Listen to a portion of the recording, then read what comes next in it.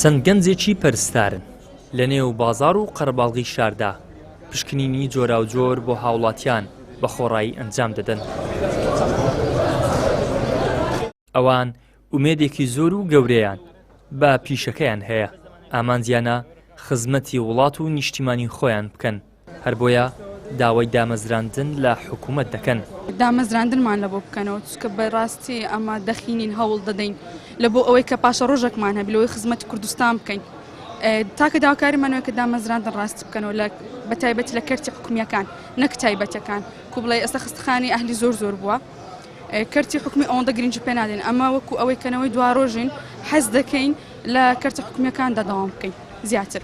ئەمڕۆ ڕۆژی گیانی پەرستارەکانە، من قوتابی پەرستار هێرش هەژار خەلیل ئەمڕۆ لە پەیمانگای CMC هەستانی بە ئەنجامدانی چەند چالاکێک لە قەڵای هەولێر. چالاکەکان بریتی بوون لە سوکەری و زەخت کە لە بۆ هاوڵاتیان ئەنجامماندا. ئێمە داواکاریمان لە حکوومەت ئەوەیە کە شوێنێکمان لە بۆ دابنێ کە تەڵبەکان دابمەزرێنن و ئەمە لەبیر نەکەن. سەندیکای کارمەندانی تەندروستی لە ڕۆژی جیهانی پەرستاران دەڵێت 50,000 کارمەندی دانەمەزراوی تەندروستی لە هەرێمی کوردستان هەیە.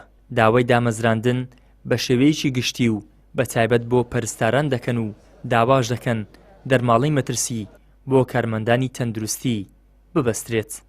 ئێمە داوامان کردووە یەکەم دامەزراندن، دوو دەرماڵەی مەترسی، یعنی ئەمە جیاوازی توێژایەتێکی زۆر زەقە کەوا لە پەرستاران و کارمەندانی تەندروستیەکان ناوسیان نتوانن بە ئاسوودەیی بە ڕەوشێکی دروست خزمەت بە هاوڵاتیان بکەن لەبەرەوەی وەکو پلە دوو خوێنەوەیان بۆ کراوە. دوو مەسەلەی هەڵداکردنی دەرماڵە. 12 ئایاری هەموو ساڵێک بە ڕۆژی جیهانی پەرستاران دیاری کراوە.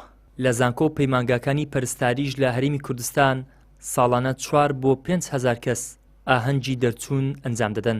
لە ساڵی 2013شەوە تاکو ئێستا هیچ کەسێک بە فەرمیدا نەمەزرێنراوە کە ژمارەیان بۆ 12,000 بۆ 15,000 پەرستار دەبێت. ئیدریس محەممەد، کەناڵی ئاسمانی پەیام، هەولێر.